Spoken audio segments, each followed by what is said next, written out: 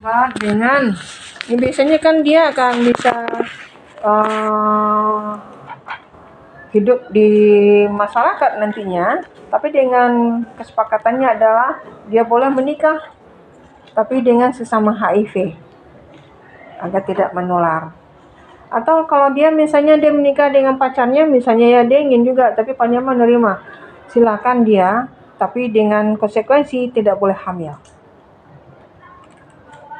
Ya, karena kan kalau hamil tentu anaknya akan HIV. Kalau boleh dia harus pakai kondomnya yang bagus, tidak supaya istrinya tidak tertular. Kita kan nggak tahu masa depan orang sampai kapan.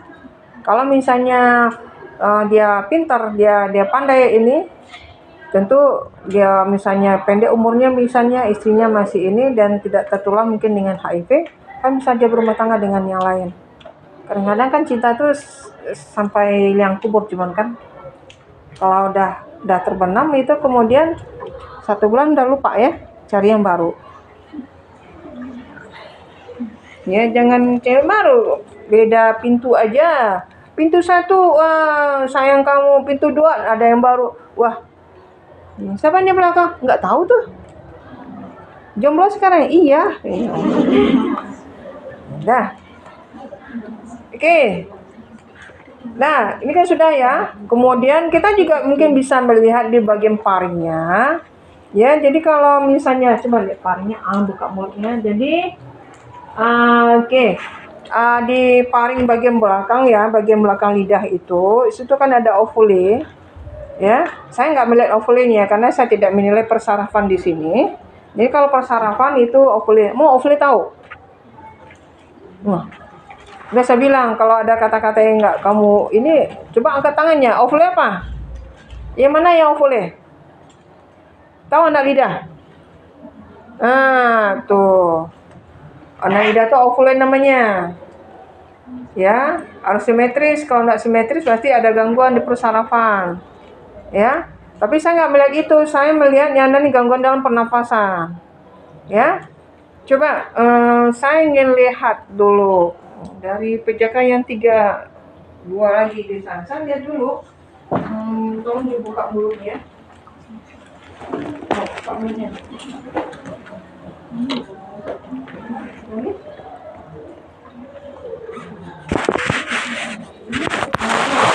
Keluar tuh lidahnya. Pendek ya. Maksudnya gini, saya nggak lihat posisi paling itu. Yang saya pikir, yang dipikir oleh saya adalah ruangan yang lebih luas di belakang, di bagian paling itu bisa kita memprediksi dia tidur ngorok atau tidak gitu.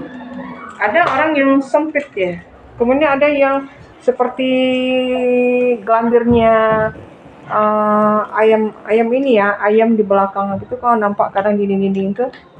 Nah itu biasanya tidurnya ngorok ya, tapi ada juga yang enggak ya, mungkin karena faktor OB ya tuh ya.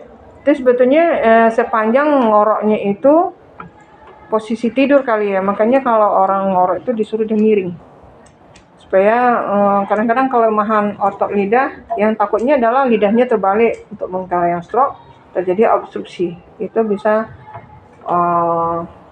mengalami henti napas nantinya. Ya kan ada orang, ini kalau ada orang penuh kesadaran itu biasanya pakai OPA ya, orofaringnya ya, seperti yang S itu dia masukkan, kemudian nampak bulat kecil kalau dia penuh kesadaran. Pernah lihat rumah sakit orang nggak sadar ya, pakai infus, pakai di mulutnya pakai itu, pakai NGT gitu, pernah? Tapi nggak kepikir ya, dulu pernah lihat itu, tapi saya nggak tahu kalau saya jadi perawat kan gitu kan. Padahal oh iya seperti itu. Ya kalaupun kita nggak jadi perawat nantinya, saya pikir itu gimana ya cara masuknya, itu untuk apa ya, sarnya gitu kan. Ya kehidupan itu harusnya dipertanyakan begitu, ini untuk apa, ini bagaimana, dengan melihat gitu. Nggak ada satupun yang tersentak untuk berpikir ya. Jadi dikatakan wah afeknya datar, no respon terhadap lingkungan. Kenapa kok begitu ya? Kalau saya sekarang malah mungkin lebih banyak bertanya mungkin. Kok begitu? Kok begitu? Gitu. Ya. Ya makanya cerewet. Kok begitu? Kok gitu? Nah, jadi nggak ada pertanyaan yang akan berhenti. Kok gitu?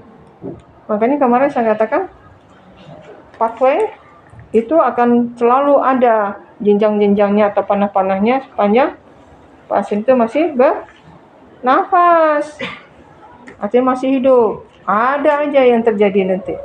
Komplikasi-komplikasi itu bisa dijelaskan di situ.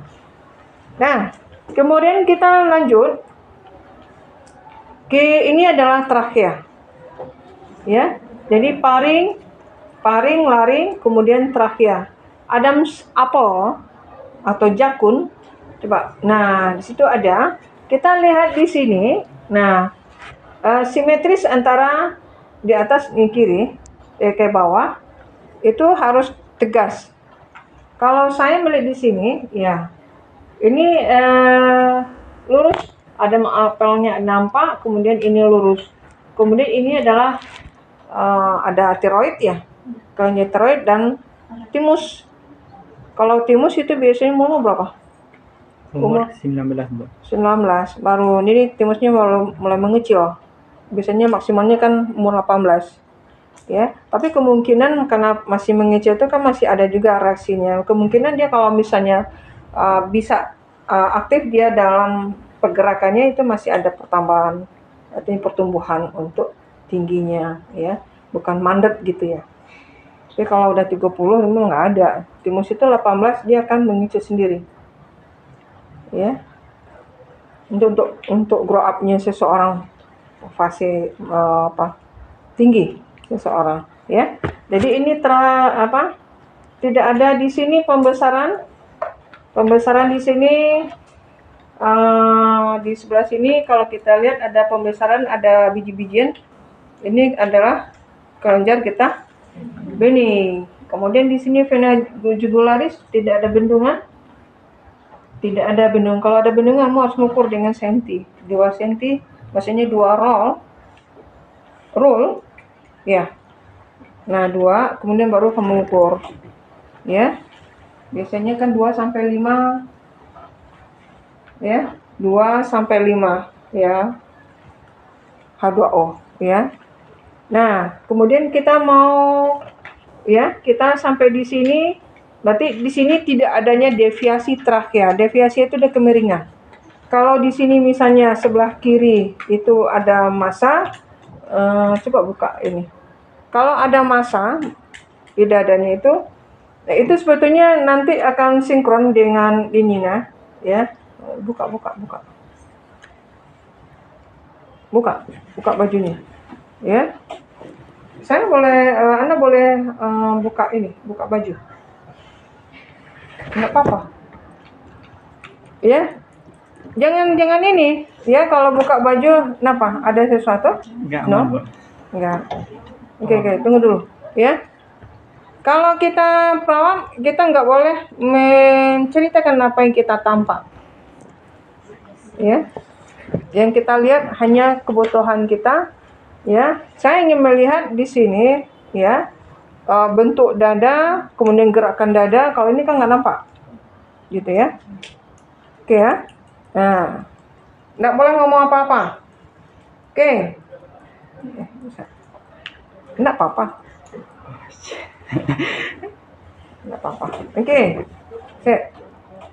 Nah, jadi kalau misalnya sini trakea, ya. Kalau trakea mau di sini, ini kan kebetulan simetris. Trakeanya lurus, tidak deviasi, tidak bengkok. Kalau ada massa di sini, massa itu bisa cairan, tumpukan cairan pada efusi flora, pada CA paru. Tentu dia akan begini dia. Ya, jadi kalau sebagai timbangan begini, ya, dia akan begini dia. Maka apa yang terjadi? Apa yang terjadi? Kemiringnya kemana?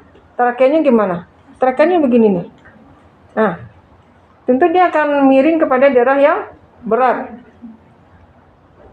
Berat ya. Nah, kesannya apa? Yang beratnya misalnya ke sini dia kan, Ini ke bawah, ketarik dia. Berarti kalau misalnya ini masanya gini, ketika jatuh dia tentu miringnya ke sini dia, kepada arah yang sakit. Ini terjongkek katanya. Kalau ininya, ya. Oke. Nah, dia kan ketarik ke sini, kesannya. Tapi ini ringan. Sebelah ini yang berat. Kenapa? Ini ada massa. Terus penguatnya apa lagi? Kalau misalnya pada pasien paru, itu kan fasenya tidak sebentar. Hiperplasianya berkali-kali terjadi. Artinya sel hiperplasia sel itu terjadi terus-menerus. Kalau ada karsinogen lagi, kamu makanmu tetap juga tidak dikontrol. Tetap makan karsinogen. Apa itu karsinogen? Banyak macamnya. Ya, zat-zat yang tidak dibutuhkan dimakan juga, ya. Kurang antioksidan. Antioksidan seperti apa? Buah, sayur, antioksidan. Ya, antioksidan kurang. Jadi kalau misalnya karsinogen itu arti banyak makan atau ini harus diimbang dengan antioksidan yang tinggi, ya, supaya mengurangi, ya. Nah, biasanya di sini lebih cembung. Nah, di saat pasiennya coba bernapas. Nah, kita melihat, ya, mungkin kalau ini kan gerakan dadanya sama, kiri kanan, ya, pas. Kalau untuk mereka yang ada CA, ada apa benda di sebelah salah satunya, ini cembung, ini datar. Ya, ini cembung, ini datar. Kadang-kadang gerakan yang di daerah yang ada massa itu tidak begitu tampak. Yang lebih banyak gerakannya di paru yang tidak ada masalah. Tuh. Nah, kemudian lagi. Coba ginikan tangannya. Ya, oke. Taruh di tangannya gini. Nah, coba bernapas. Lihat di sini, ya. Lihat di sini, di dinding koste. Kalau kamu melihat sini, di dinding kostenya, di interkoste. Kalau pasien asma, itu dia ada semacam ditarik ke dalam. Itu namanya retraksi. Adanya retraksi dada. Jadi, kalau kita lihat di sini, ya, jadi kita harus bisa adanya retraksi dada. Gerakan dada kalau misalnya ini berarti gerakannya sama. Gerakan dada sama kiri kanan. Ya, dadanya simetris kiri kanan, berarti jawabannya adalah simetris kiri kanan. Apa yang tampak? Nah, kalau tadi seperti ada cembung gitu kan? Berarti apa ini? Ya. Ada cembung atau dada tidak simetris. Apa tambahnya lagi? Lebih tinggi pada dada kiri atau dada kanan. Gerakan dada kanan lebih lambat daripada kiri. Nah, gitu. Nah, itu yang kita nih kan. Terus adanya retraksi dinding dada itu pada pasien asma itu ada. Oke, paham ya? Nah, ini inspeksi. Kalau palpasi apa yang kita lakukan? Nanti kita lakukan dulu untuk inspeksi daerah belakang. Nanti sekalian untuk palpasinya. Oke, silakan balik ke sana punggungnya. Apa tuh di punggung? Nggak ada apa-apa. Oh, nggak ada. Oh, tangan saya mungkin. Nah, oke.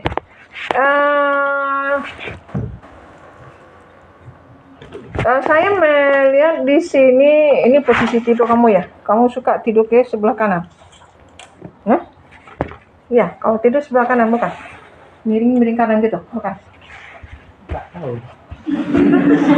Oh, tidurnya telentang aja, miring kiri atau miring kanan? Telentang. Tidur telentang. Iya. Enggak suka kelelep kalau telentang. Tinggi kepala. Kamu kalau misalnya miring kanan, miring kiri, apa yang terjadi? Enggak tahu. Enggak tahu. Karena coba kalau miring kiri, miring kanan. Kalau misalnya pernah flu? Flu? Pernah. Kalau flu memang lebih enak telentang. Karena nanti kalau miring kiri, ya, tersumbat yang kiri. Miring kanan, tersumbat yang kanan. Tapi kalau sehari-hari bagaimana? Ya, telentang. Telentang juga. Ini kalau telentang gitu. Tidur telentang kurang bagus sebetulnya. Ya, karena friksi tubuh kita itu terlalu kuat ditarik, ya.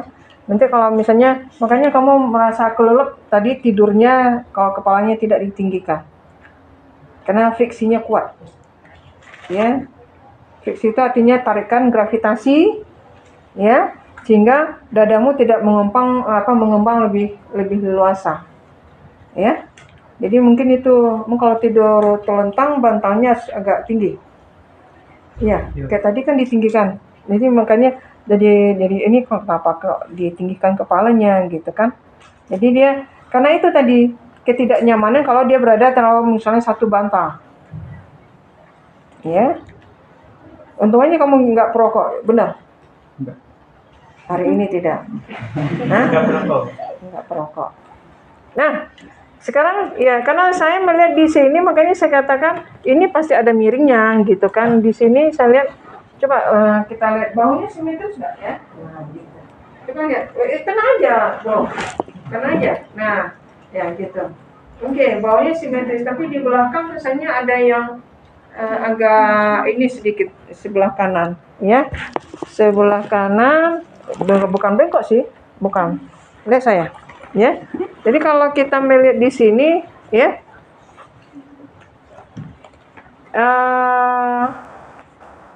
dari vertebralisnya ini, ya di sini, ya.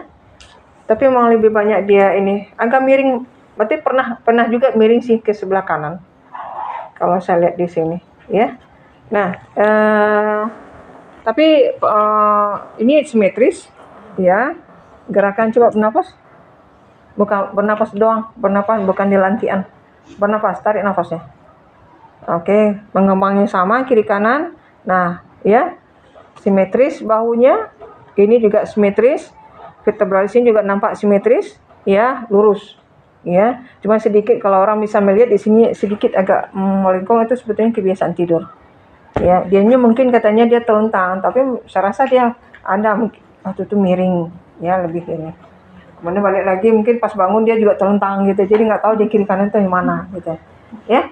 Nah sekarang kita masuk ke ini saya supaya saya nggak terlalu ketarik ya. Anda nggak ginikan badannya, tarik dengan badannya ke sana. Oke. Ya biar aja sebelah sini dapat ya.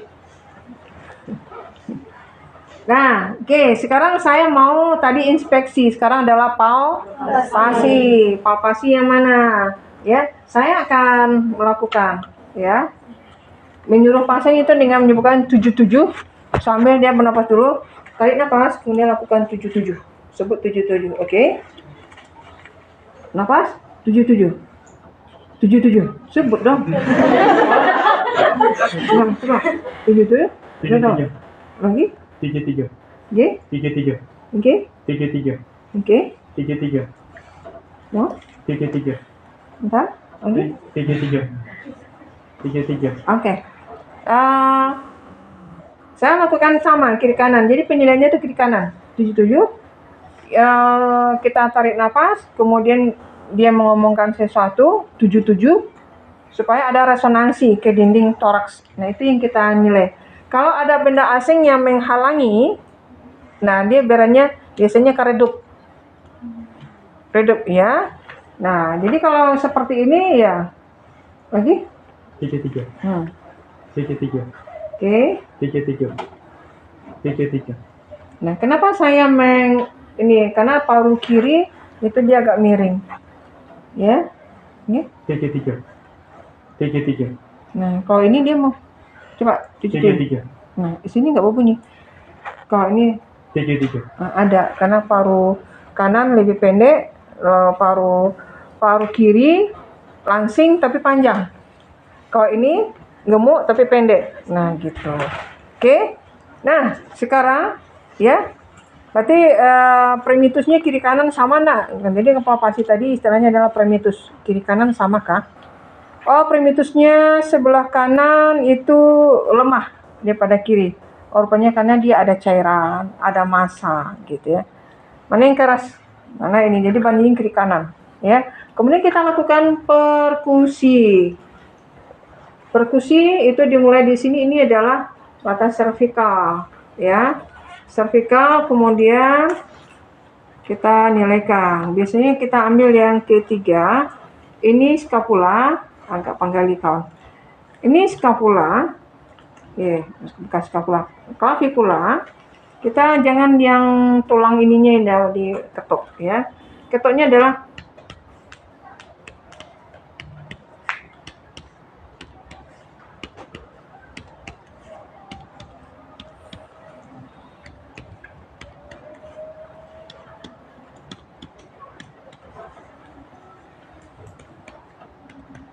Ya, karena saya mengetuknya orang normal. Ya. Nah, nanti akan ada kalau kosong. Tapi kalau ada cairan kan lebih redup suaranya. Redup. Caranya gimana? Anda ambil balon, isi air, taruh gitu di bawah kain, bunyinya akan lebih diem. Suaranya tertenggelam dengan cairan itu. Dia akan hipersonor kalau ada massa, ya, artinya benda padat gitu, ya. Nah, kemudian auskultasi, ya. Oke, coba tarik nafas.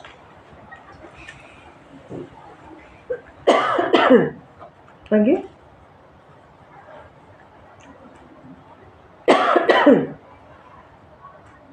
Oke, tarik nafas. Terus.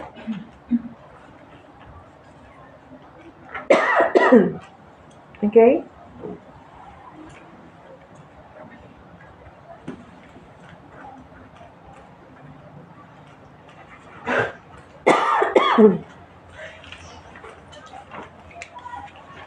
Oke. Ya. Vesikular. Ya, nggak ada ini ya. Ini nggak ditemukan, bronki nggak ada, gitu ya. Ya. Coba pakai bajunya, silakan. Saya mau lanjut.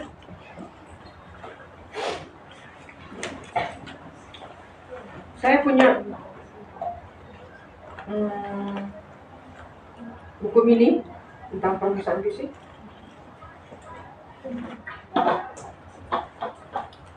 Tapi ya apa gunanya kalau kamu nggak mencatat, kamu nggak baca. Kemarin yang dikasih nggak dibaca, mau saya kasih satu lagi, apakah dibaca? Nah, sekarang saya lanjutkan, putar Pak. Saya nyanyi satu kebutuhan kamu ya, kalau untuk pasien rumah sakit jangan diputar-putar, kitanya yang berputar, ya, supaya saya nggak ribet ke sana, nggak ribet ini kamu, ya. Nah, untuk yang lainnya kita masuk ke ekstremitas. Ekstremitas di sini ini akral pasien misalnya dingin, hangat, kemudian CRT, ya, CRT. Saya nggak cari kelingkingmu, ya. Ini CRT. Nilai CRT, coba pegang jempolnya masing-masing, ya. Kemudian hitung detiknya. Pas dia kan ditekan, kemudian lepas. Dia pucat pertama, kemudian memerah lagi. Itu berapa waktunya? Cepat? Oke. Coba?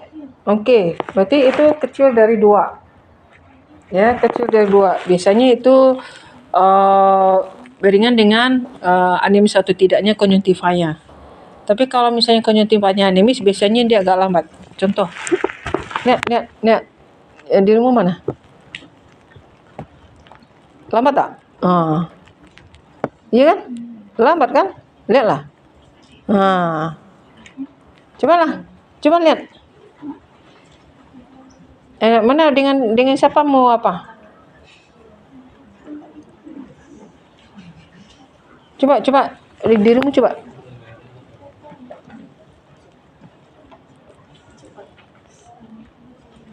Mana cepatnya? Coba tuh. Coba dekatkan, sama-sama pijit. Sama-sama kamu memijit tangannya, mau ini, mana yang cepat? Dekatkan. Perhatikan. Tuh, 2, 3. Hah? Cepat ya? Pandangan mata menipu. Let's.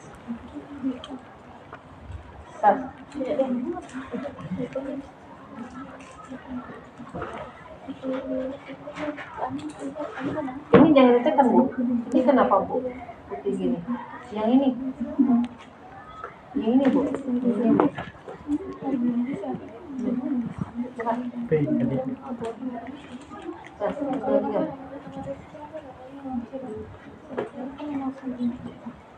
Ini dia banyak, mana udah saya lihat. Mau pucat dia, apanya ya, matamu yang ini nih. Kan nggak salah saya. Mana, Miss dia? Tengoklah matanya. Tengok matanya. Aneh, Miss. Sayangnya. Dah, ya saya.